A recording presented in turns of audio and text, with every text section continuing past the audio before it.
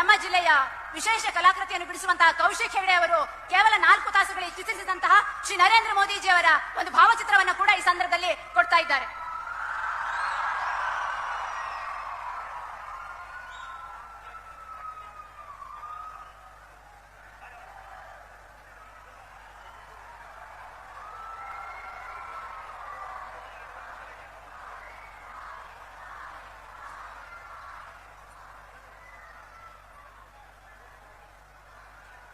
ಸನ್ಮಾನವನ್ನು ನೆರವೇರಿಸಿಕೊಟ್ಟಂತಹ ಎಲ್ಲ ಗಣ್ಯಾತಿ ಗಣ್ಯರಿಗೂ ಕೂಡ ಧನ್ಯವಾದಗಳು. ಈಗ ನಿಮ್ಮೆಲ್ಲರನ್ನ ಉದ್ದೇಶಿಸಿ ಕೇಂದ್ರ ಸಚಿವರು ಧಾರವಾಡ ಕ್ಷೇತ್ರದ ಲೋಕಸಭಾ ಅಭ್ಯರ್ಥಿಯಾದಂತಹ ಶ್ರೀ ಪ್ರಹ್ಲಾದ್ ಜೋಶಿ ಅವರನ್ನು ಲೋಕಸಭಾ ಚುನಾವಣೆಯ 2ನೇ ಹಂತದ ಮತದಾನಕ್ಕೆ ಈಗಾಗಲೇ ಕ್ಷಣಗಣನೆ ಆರಂಭ ಆಗಿದೆ.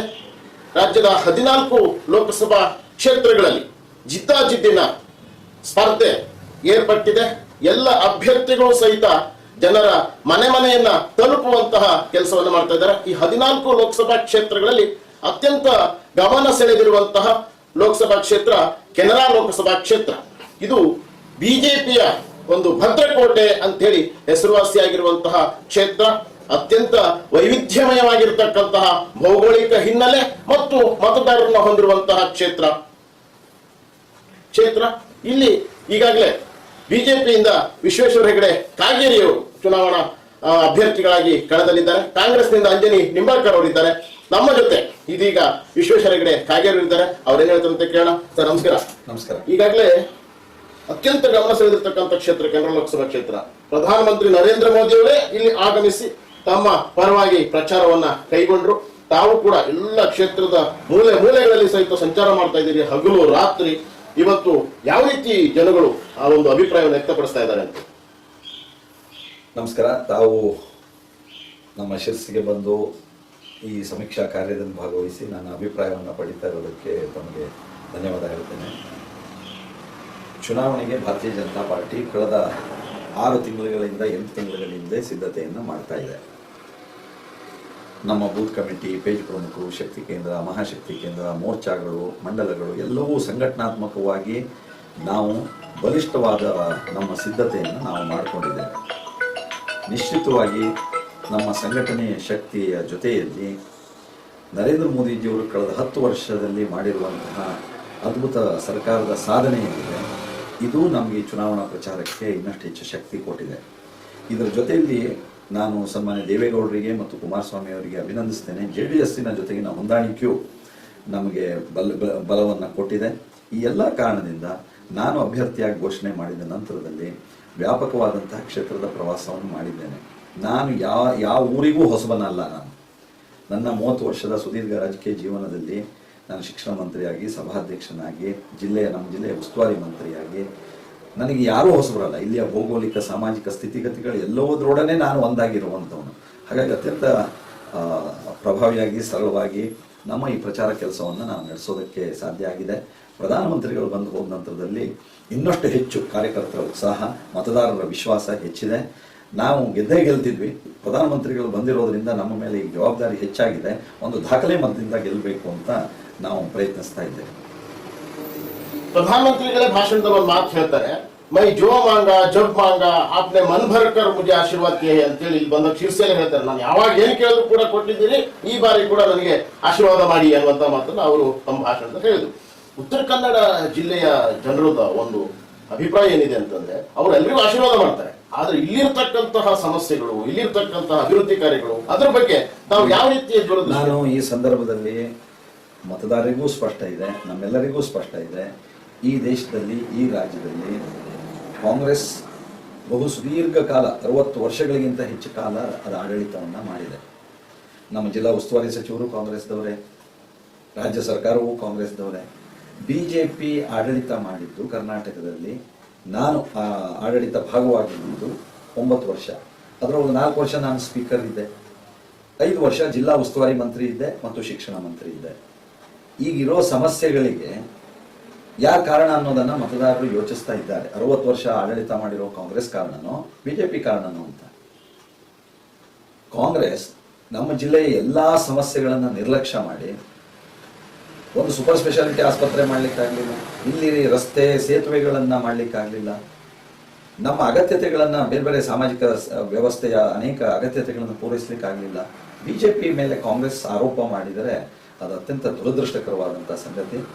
ನಮ್ಮ ಮತದಾರ ಪ್ರಜ್ಞಾವಂತರಿದ್ದಾರೆ, ಇದನ್ನು ಅವಲೋಕಿಸ್ತಾರೆ. ಬಿಜೆಪಿ 9 ವರ್ಷದಲ್ಲಿ ನಾವು ಎಷ್ಟು ಅಭಿವೃದ್ಧಿ ಕೆಲಸವನ್ನು ಮಾಡಬಹುದು, ಶಕ್ತಿ ಮೀರಿ ಅಭಿವೃದ್ಧಿ ಕೆಲಸವನ್ನು ನಾವು ಮಾಡಿದ್ದೇನೆ. ನಾನು ಸಭಾಧ್ಯಕ್ಷ ಆಗಿದ್ದಾಗಲೂ ಅದನ್ನು ಮಾಡಿದ್ದೇನೆ, ನಿರ್ಲಕ್ಷ್ಯ ಮಾಡಿಲ್ಲ. ಕಾಂಗ್ರೆಸ್ ಇವತ್ತು ತನ್ನ ಅಸ್ತಿತ್ವವನ್ನು ಕಳ್ಕೊಳ್ತಾ ಇದೆ. ಕರ್ನಾಟಕದಲ್ಲಿ ಸರ್ಕಾರದ ಮೂಲಕ ಕೊಟ್ಟಿರುವಂಥ ಗ್ಯಾರಂಟಿಗಳ ವಿಫಲತೆ ಜನಾಕ್ರೋಶವಾಗಿ ಅದು ಪರಿವರ್ತನೆ ಆಗಿದೆ. ಈ ಎಲ್ಲ ಕಾರಣದಿಂದ ಕಾಂಗ್ರೆಸ್ ನಮ್ಮ ಜಿಲ್ಲೆಯಲ್ಲಿ ಬಿಜೆಪಿ ಮೇಲೆ ನನ್ನ ಮೇಲೆ ಏನಾದರೂ ಆರೋಪ ಮಾಡೋದಕ್ಕೆ ಬಯಸ್ತಾ ಇದೆ. ಒಂದು ಮಾತನ್ನ ನಾನು ಹೇಳೋದಕ್ಕೆ ಬಯಸ್ತೇನೆ. ನಾನು ಜನರ ಜೊತೆಗಿದ್ದೇನೆ, ನಮ್ಮ ಸಂಘಟನೆ ಜೊತೆಗಿದ್ದೇನೆ, ಜಿಲ್ಲೆಯ ಜನರ ಆಗುಹೋಗುಗಳ ಜೊತೆಗಿದ್ದೇನೆ. ನಿರಂತರವಾಗಿ ನಮ್ಮ ಜಿಲ್ಲೆಯ ಅಭಿವೃದ್ಧಿಗೆ ನಾನು ಬದ್ಧವಾಗಿದ್ದೇನೆ. ಆ ಅಭಿವೃದ್ಧಿ ಒಂದೇ ನನ್ನ ಮುಖ್ಯವಾದಂತಹ ಗುರಿಯನ್ನಾಗಿಟ್ಟು ನಾನು ಕೆಲಸ ಕಾರ್ಯಗಳನ್ನು ನಾನು ಮಾಡಿದ್ದೇನೆ. ನಾನು ಶಾಸಕನಾಗಿದ್ದಂಥ ಸಂದರ್ಭಗಳಲ್ಲಿ ಅನೇಕ ಬಾರಿಗೆ ವಿರೋಧಿ ಪಕ್ಷದಲ್ಲಿ, ಪ್ರತಿಪಕ್ಷದಲ್ಲಿ ಇರುವಂಥದ್ದೇ ನನ್ನ ಆ ಸಂದರ್ಭಗಳು ಹಾಗಿತ್ತು. ಪ್ರತಿಪಕ್ಷದಲ್ಲಿ ಇರುವಾಗ ಸಹಜವಾಗಿ ಆಡಳಿತ ಪಕ್ಷ ನನ್ನ ಕ್ಷೇತ್ರದ ಬಗ್ಗೆ ಮಲತಾಯಿ ಧೋರಣೆಯನ್ನು ತಾರತಮ್ಯವನ್ನು ಮಾಡಿರೋದ್ರಿಂದ ಜನರ ನಿರೀಕ್ಷೆಗೆ ಆ ಸಂದರ್ಭದಲ್ಲಿ ಕಷ್ಟ ಆಗಿರ್ಬೋದು. ಆದರೆ ಯಾವತ್ತು ನಾನು ಅಧಿಕಾರದಲ್ಲಿದ್ದೇನೋ ಆ ಎಲ್ಲ ಕೊರತೆಗಳನ್ನು ಮೀರಿ ಅಭಿವೃದ್ಧಿ ಕೆಲಸವನ್ನು ತಂದಿದ್ದೀನಿ ಅನ್ನೋ ಸಂತೋಷವೂ ನನಗಿದೆ. ತಾವು ಸಭಾಧ್ಯಕ್ಷರಾದಂತಹ ಸಂದರ್ಭದಲ್ಲಿ ಅಭಿವೃದ್ಧಿ ಏನು ಶಿರ್ಸಿ ಸಿದ್ದಾಪುರ ವಿಧಾನಸಭಾ ಕ್ಷೇತ್ರದಲ್ಲಿ ಮಾಡಿದ್ದು ಜನತೆ ಎಲ್ಲರೂ ಕೂಡ ನೋಡಿದ್ದಾರೆ. ಈಗ ಈ ಅಭಿವೃದ್ಧಿಯನ್ನು ಇಡೀ ಜಿಲ್ಲೆಗೆ ವಿಸ್ತರಿಸಬೇಕು ಅನ್ನುವಂಥದ್ದು ತಮ್ಮ ಅಭಿಪ್ರಾಯ. ಮತ್ತು ಏನು ಮುನ್ನೋಟವನ್ನು ಇಟ್ಕೊಂಡಿದ್ದೀರಾ, ಅಭಿವೃದ್ಧಿ ಏನೇ ಮಾಡಬೇಕು ಇಡೀ ಜಿಲ್ಲೆಯಲ್ಲಿ ಅಂತ ಹೇಳಿ? ನಿಶ್ಚಿತವಾಗಿ ನನ್ನ ಜವಾಬ್ದಾರಿ ಮೊದಲು ಎಲ್ಲಿತ್ತು? ಶಿರ್ಸಿ ಸಿದ್ದಾಪುರ ಕ್ಷೇತ್ರಕ್ಕಿತ್ತು, ಅಂಕೋಲಾ ಯಲ್ಲಾಪುರ ಶಿರ್ಸಿ ಕ್ಷೇತ್ರಕ್ಕಿತ್ತು. ನನ್ನ ಜವಾಬ್ದಾರಿ ಇರುವಲ್ಲಿ ನಾನು ಕೆಲಸ ಮಾಡಬೇಕಾದ್ದು ನನ್ನ ಕರ್ತವ್ಯ. ಅದು ಆಗ ನಾನು ಬೇರೆ ಕ್ಷೇತ್ರದಲ್ಲಿ ಹಸ್ತಕ್ಷೇಪ ಮಾಡೋದಕ್ಕೆ ನಮ್ಮಲ್ಲಿ ಅವಕಾಶಗಳು ಆಗೋದಿಲ್ಲ, ಮತ್ತು ಅದು ಹಾಗಾಗೋದು ಸರಿಯಲ್ಲ. ಉಸ್ತುವಾರಿ ಮಂತ್ರಿ ಇದ್ದಾಗ ಜಿಲ್ಲೆಯ ಅಗತ್ಯತೆಗಳಿಗೆ ಸ್ಪಂದಿಸಿದ್ದೇನೆ. ಈಗ ಜವಾಬ್ದಾರಿ ಈಗ ಲೋಕಸಭಾ ಕ್ಷೇತ್ರದ 8 ವಿಧಾನಸಭಾ ಕ್ಷೇತ್ರದಿದೆ, ಕಿತ್ತೂರು ಖಾನಾಪುರ ಒಳಗೊಂಡಂತೆ. ಸಹಜವಾಗಿ ಈ ಜವಾಬ್ದಾರಿಗೆ ತಕ್ಕಂತೆ ಇಡೀ ಜಿಲ್ಲೆಯ ಅಭಿವೃದ್ಧಿಗೆ, ಕ್ಷೇತ್ರದ ಅಭಿವೃದ್ಧಿಗೆ ನಾನು ಶ್ರಮಿಸಲೇಬೇಕಾಗತ್ತೆ, ನಾನು ಜವಾಬ್ದಾರನಾಗಲೇಬೇಕಾಗತ್ತೆ. ಕೇಂದ್ರ ಸರ್ಕಾರದ ಅನೇಕಾರು ಯೋಜನೆಯ ಲಾಭ ನಮ್ಮ ಜಿಲ್ಲೆಗೆ ಬರೋದಕ್ಕೆ ನಾನು ನಿಶ್ಚಿತವಾಗಿ ಪ್ರಯತ್ನಿಸ್ತೇನೆ. ಮತ್ತು ಜಿಲ್ಲೆಯ ಜನರ ಅಪೇಕ್ಷೆಗಳೇನಿದೆ ಅನ್ನೋದನ್ನ ಇನ್ನಷ್ಟು ಹೆಚ್ಚು ವಿಸ್ತಾರವಾಗಿ ಸಮಾಲೋಚನೆ ಪ್ರಕ್ರಿಯೆಗಳನ್ನು ಮಾಡಿ ಜನಬೆಂಬಲದೊಂದಿಗೆ ನಮ್ಮ ಜಿಲ್ಲೆಯ ಅಭಿವೃದ್ಧಿಯನ್ನ ನಾನು ಮಾಡೋದಕ್ಕೆ ನಾನು ಸದಾ ಸಿದ್ಧನಾಗಿದ್ದೇನೆ ಮತ್ತು ಅದಕ್ಕೆ ಬದ್ಧನಾಗಿದ್ದೇನೆ. ಅಭಿವೃದ್ಧಿ ಒಂದೇ ನನ್ನ ಮುಂದಿರುವಂತಹ ಗುರಿ. ಎಲ್ಲರೂ ತಮ್ಮ ಈ ಒಂದು ಇದಕ್ಕೆ ಜಯಕ್ಕೆ ಕೈ ಜೋಡಿಸ್ತಾ ಇದ್ದಾರೆ ಅಂತ ಅನಿಸುತ್ತಾ ತಮಗೆ? 100ಕ್ಕೆ 100. ಕೆಲವರು ಅವರ ವೈಯಕ್ತಿಕ ಕಾರಣದಿಂದ ಅವರು ಈ ಪ್ರಚಾರ ಕಾರ್ಯದಲ್ಲಿ ಬಂದಿರಲಿಕ್ಕಿಲ್ಲ. ಆದರೆ ನೇರವಾಗಿ ಪರೋಕ್ಷವಾಗಿ ನರೇಂದ್ರ ಮೋದಿಜಿಯವರು ಈ ದೇಶದ ಪ್ರಧಾನಿ ಆಗಲೇಬೇಕು ಅಂತ ಬಯಸುವಂಥವ್ರು ಎಲ್ಲರೂ, ದೇಶದ ಭವಿಷ್ಯವನ್ನ ಉಜ್ವಲವಾಗಿ ರೂಪಿಸೋ ಶಕ್ತಿ ಇರುವಂಥ ನರೇಂದ್ರ ಮೋದಿಜಿಯವರೇ ಪ್ರಧಾನಿ ಆಗಬೇಕು ಅಂತ ಬಯಸೋರು ಎಲ್ಲರೂ ಸಹ ಅವರು ನನ್ನ ಗೆಲುವಿಗೆ, ಬಿಜೆಪಿಯ ಗೆಲುವಿಗೆ ಹಗಲಿರುಳು ಶ್ರಮಿಸ್ತಾ ಇದ್ದಾರೆ. ನಾನು ಅವರಿಗೆ ಧನ್ಯವಾದ ಸಲ್ಲಿಸ್ತೇನೆ, ಕೃತಜ್ಞತೆ ಸಲ್ಲಿಸ್ತೇನೆ. ನನ್ನನ್ನು ಈ ಅಭ್ಯರ್ಥಿಯನ್ನಾಗಿ ಮಾಡಿ ಕೆಲವೇ ದಿನಗಳಲ್ಲಿ ಜನ ನನ್ನನ್ನು ಸ್ವೀಕರಿಸಿರುವಂತಹ ರೀತಿ, ಸ್ಪಂದಿಸ್ತಾ ಇರೋ ರೀತಿಗೆ ನಾನು ಜನತೆಗೆ ಕೃತಜ್ಞತೆಯನ್ನು ಸಲ್ಲಿಸ್ತೇನೆ. ನಮ್ಮ ಉತ್ತರ ಕನ್ನಡ ಜಿಲ್ಲಾ ಲೋಕಸಭಾ ಕ್ಷೇತ್ರದಲ್ಲಿ ಬಿಜೆಪಿ ಅಭ್ಯರ್ಥಿಯಾಗಿ ನಾನು ಗೆಲ್ತೇನೆ. ನರೇಂದ್ರ ಮೋದಿಜಿಯವರು 400ಕ್ಕಿಂತ ಹೆಚ್ಚು ಸೀಟನ್ನು ಗೆದ್ದು ಈ ದೇಶದ ಪ್ರಧಾನಿ ಆಗ್ತಾರೆ ಅನ್ನುವಂಥ ಸಂಪೂರ್ಣ ವಿಶ್ವಾಸದೊಂದಿಗೆ ತಮ್ಮ ಈ ಒಂದು ಪ್ರಯತ್ನಕ್ಕೆ ನನ್ನ ಶುಭಾಶಯವನ್ನು ಸಲ್ಲಿಸ್ತಾ ಇದ್ದೇನೆ. ನಮಸ್ಕಾರ. ಇದು ವಿಶ್ವೇಶ್ವರ ಹೆಗಡೆ ಕಾಗೇರಿ ಅವರ ಅಭಿಪ್ರಾಯ ಇರುವಂತದ್ದು. ಕ್ಯಾಮರಾ ಪರ್ಸನ್ ಸಂಖ್ಯೆ ಜೊತೆ Praveen Rao, public power, Sirsi. Thank you.